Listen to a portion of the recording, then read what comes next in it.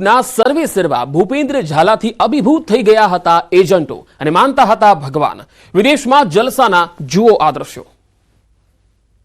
બીઝર ગ્રુપના સર્વે સર્વા ભૂપેન્દ્ર ઝાલા અને તેના પંટેરિયા ભોળા લોકોના પૈસે વૈભવી લાઇફસ્ટાઇલ જીવી રહ્યા છે।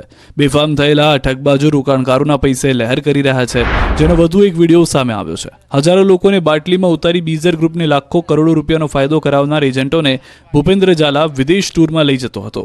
દ્રશ્યોમાં જોવા મળે છે કે મહાઠગ કંપની બીઝર ગ્રુપના એજન્ટ મયુર દરજી સહિતના એજન્ટો બાલીમાં મોજ મસ્તી કરી રહ્યા છે। બાલીમાં ફરીને મોજ આવી ગયા બાદ ભૂપેન્દ્ર ઝાલાને ભક્તિ કરતા હતા। વિદેશ પ્રવાસ કરાવવા બદલ આભાર માનતા એજન્ટો જોવા મળ્યા। બીજી તરફ કૌભાંડી ભૂપેન્દ્ર ઝાલા અને એમએલએ ધવલ ઝાલાની જુગલબંધીના એક બાદ એક વિડીયો જોવા મળી રહ્યા છે। આ વખતે એમએલએ ધવલ ઝાલા અને આરોપી મયુર દરજીનો વિડીયો સામે આવ્યો। મયુર દરજી અને ધારાસભ્ય એક સાથે દેખાયા, બંને એક સાથે ફરતા નજરે પડ્યા। પોરબંદરમાં ભારતીય કોસ્ટગાર્ડ દ્વારા દિલ ધડક રેસ્ક્યુ કરવામાં આવ્યું। મધદરિયેથી 12 ખલાસીઓને રેસ્ક્યુ કરવામાં આવ્યા। સલાયાના જહાજે જળ સમાધિ લેતા ક્રૂ મેમ્બરને બચાવવામાં આવ્યા હતા। પોરબંદરથી જહાજ ઈરાન જતા સમયે આ દુર્ઘટના થઈ હતી। પાકિસ્તાની મેરીટાઈમ સિક્યુરિટીની મદદથી રેસ્ક્યુ હાથ ધરાયું। ખલાસીઓને સાર્થક જહાજથી પોરબંદર લાવવાની કવાયત કરવામાં આવી।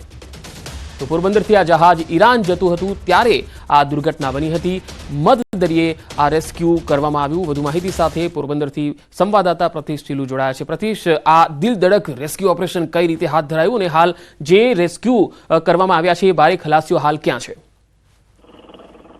જી પંકજ, જે દિલ ધડક રેસ્ક્યુ છે ભારતીય કોસ્ટગાર્ડ તેમજ પાકિસ્તાન મેરીટાઈમ સિક્યુરિટી બંને સંકલન કરી અને જે રીતે આ સલાયાનું જે જહાજ જે છે તે ડૂબી રહ્યું હતું તેમાં જે 12 જે ખલાસીઓ હતા તેનું દિલ ધડક રેસ્ક્યુ કર્યું છે। અને આ જે તમામ જે 12 ખલાસીઓ છે પંકજ, તેઓને પોરબંદરની જે કોસ્ટગાર્ડ જેટી છે ત્યાં લાવવામાં આવી રહ્યા છે। તેઓને પ્રાથમિક જે સારવાર જે છે તે કોસ્ટગાર્ડની જે સાર્થક જે શિપ છે તેના દ્વારા આપવામાં આવી છે। અને હાલ જે તમામ આ જે રેસ્ક્યુ કરાયેલા ખલાસીઓને પોરબંદર લાવવામાં આવી રહ્યા છે। પંકજ જી પ્રતિશ, આભાર માહિતી આપવા માટે। દ્વારકામાં સમુદ્ર તટથી જોડાયેલા 21 નિર્જન ટાપુઓ પર લોકોની અવરજવર પર રોક લગાવાઈ છે। દેવભૂમિ દ્વારકા જિલ્લા કલેક્ટરે જાહેરનામું બહાર પાડીને આ જાહેરાત કરી છે। મહત્વનું છે કે સમુદ્ર માર્ગે દેશ વિરોધી પ્રવૃત્તિ અટકાવવા માટે સુરક્ષાની દ્રષ્ટિએ આ નિર્ણય કરાયો છે।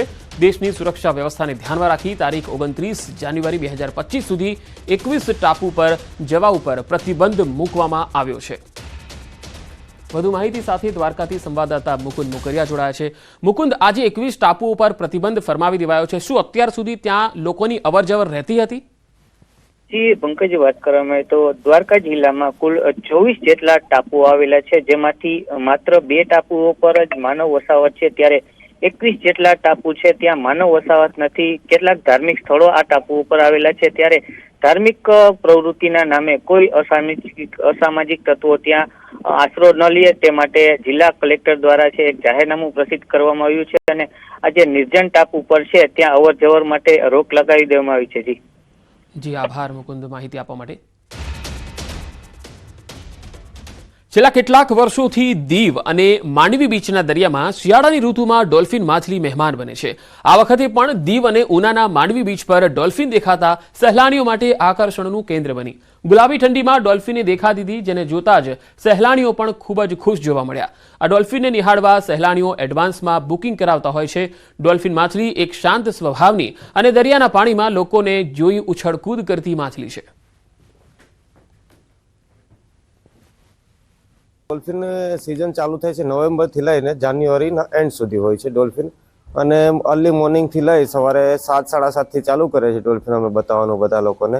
લાસ્ટ 9:30, 10 વાગ્યા સુધી ડોલ્ફિન જોવા મળે છે ને મોટી સંખ્યામાં જોવા મળે છે। ક્યારેક 10નું ઝુંડ હોય છે, ક્યારેક 25નું ઝુંડ હોય છે। ઓલ ગુજરાતમાં અહેમદપુર માંડવી બીચ ઉપર જ વધારે પડતે ખાસ ડોલ્ફિન જોવા મળે છે અહીંયા। રાજ્યમાં 37 લાખ રાશન ધારકોને રાશનમાં ચણા અને તુવેર દાળ નહીં મળે। ગુજરાત રાશન શોપ ડીલરના પ્રમુખે આ દાવો કર્યો। કુપોષણ સામે લડાઈ માટે સરકારે ચણાનો જથ્થો વધાર્યો, પરંતુ અગાઉ અપાતો ચણાનો જથ્થો પણ મળતો નથી। રાજ્ય સરકારની કલ્યાણકારી યોજના હેઠળ અપાતી જણસીનો જથ્થો માત્ર 50% જ ફાળવવામાં આવ્યો હોવાનો દાવો તેમણે કર્યો છે। હાલ સરકારી અનાજની દુકાનોમાં ગરીબોની કલ્યાણકારી યોજના હેઠળ ચણા અને તુવેર દાળથી ગ્રાહકો વંચિત રહેશે।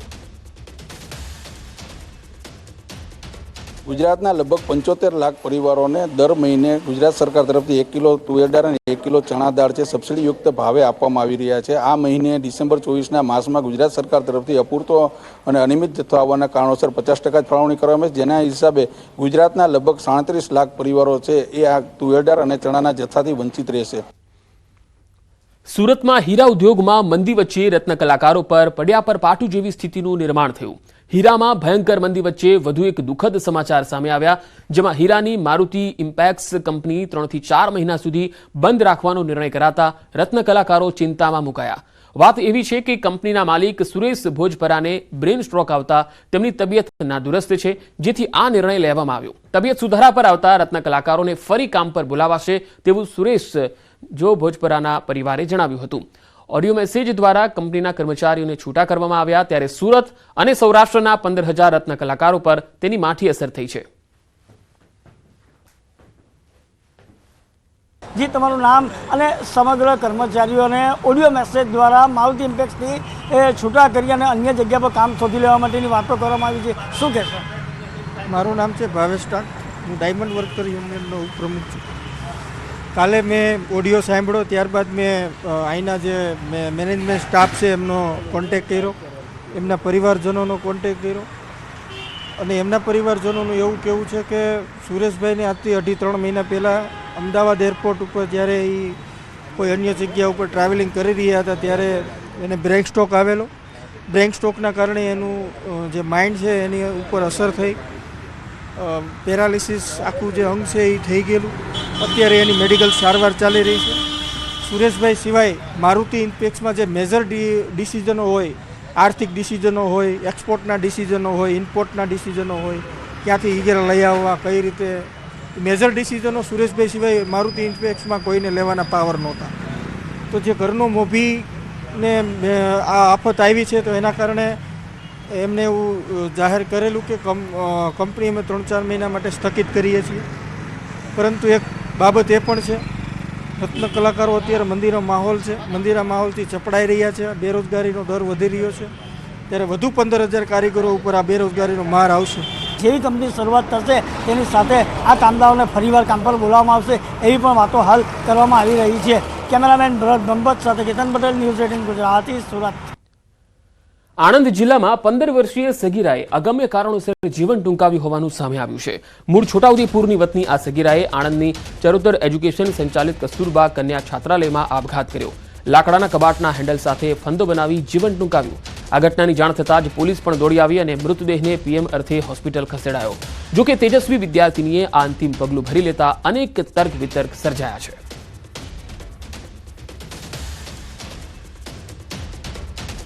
ભાજપે વોર્ડ પ્રમુખની ચૂંટણી પ્રક્રિયા શરૂ કરી. મહાનગરોમાં વોર્ડ અધ્યક્ષની ચૂંટણીમાં ભાગ લેવા માટે શનિવાર અને રવિવારે ઉમેદવારી પત્ર સ્વીકારશે.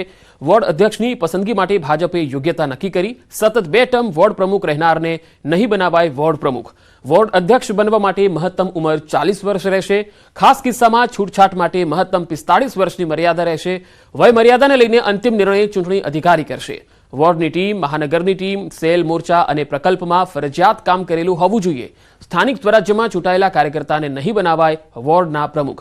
દાવેદારી કરનાર કાર્યકર્તાના પરિવારને એક કાર્યકર્તા એક પરિવારનો નિયમ રહેશે લાગુ. ઉમેદવાર કુલ 2 વખત સક્રિય સભ્ય બનેલા હોવા જોઈએ. ગાંધીનગર, અમદાવાદ પૂર્વ અને પશ્ચિમ લોકસભામાં વોર્ડ પ્રમુખ માટે શનિવાર અને રવિવારે સ્વીકારાશે ઉમેદવારી પત્ર.